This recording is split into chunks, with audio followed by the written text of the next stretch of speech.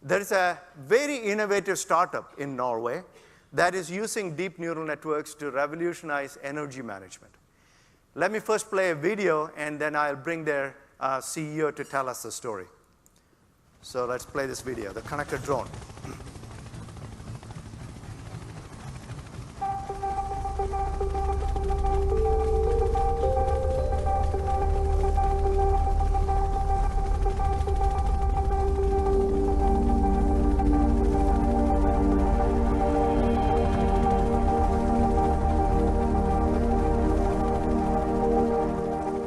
eSmart Systems Connected Drone adds intelligence and mobility to big data analysis, and it's a game changer. The current methods of power line inspections are slow, expensive, and dangerous. Connected Drone is replacing manual processes with Azure-powered machine intelligence. Drones are sent out on beyond line-of-sight missions. Data is collected using multiple sensors and streamed to Azure. Vast amounts of data is sent through power line optimized deep learning algorithms. Connected Drone updates component registries and pinpoints faults and weaknesses in this vital infrastructure.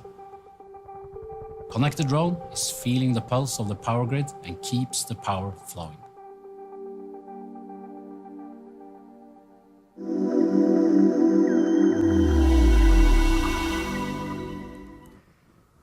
And now let me invite the Chief Analytics Officer of eSmart Systems, Davide, to share his story.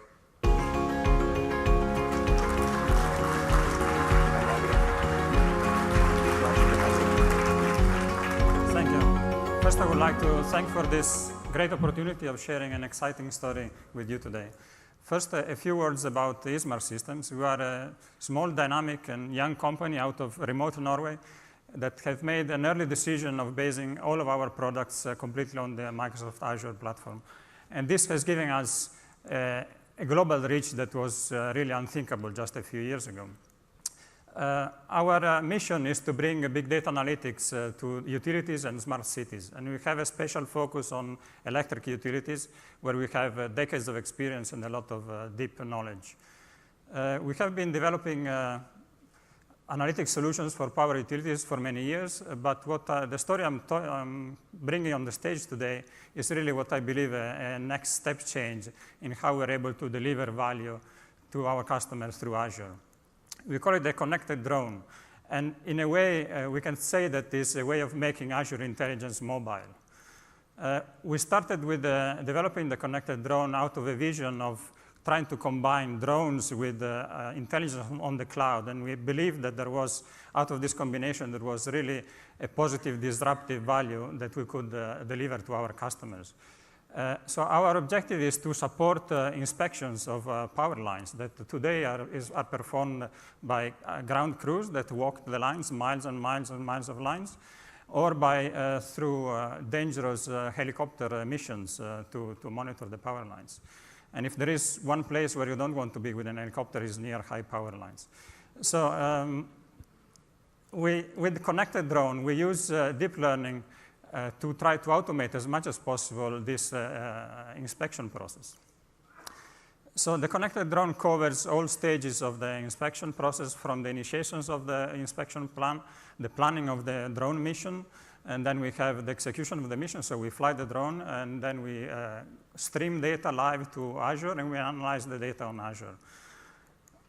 We use deep neural networks to do this. We use a different type of neural networks from the faster RCNN that are based on the ResNet network that Joseph just mentioned, to other methods like single-shot multi-box detectors and so forth. But all of this is deployed on Azure GPUs. Let me show you some example of the results that we get. Here you see some analysis of both still images and videos, and you see how we are able to recognize objects in real time.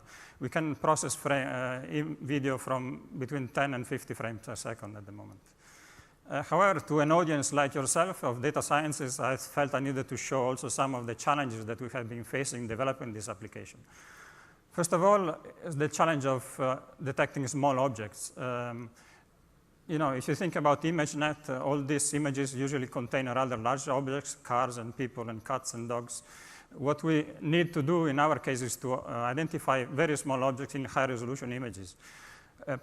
Analyzing high-resolution images with deep networks is still too slow, so we need to work on low-resolution images.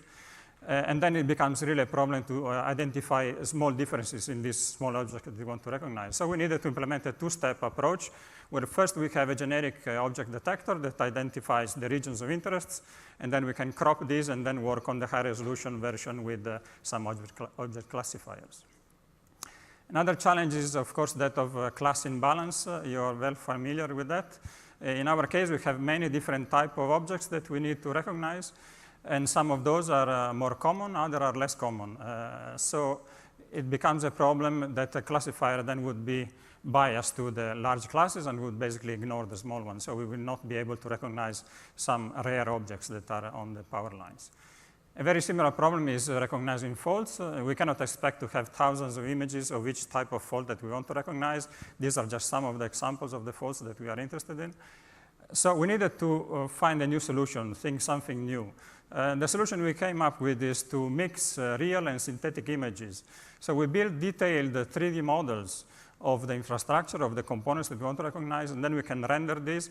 We can change lighting, we can change camera angles, we can fly around these 3D objects, change backgrounds, and then we can generate as many additional images as we need to both balance the classes and get enough examples of the faults that we want to recognize. So if there is one message that I would like you to bring home from this presentation is that, in our view, deep learning on Azure GPUs is really redefining what cloud solutions can really do. And to finish, I would like to thank my team back home, especially Jan and Doug, and Ture that has been managing this process. Thank you.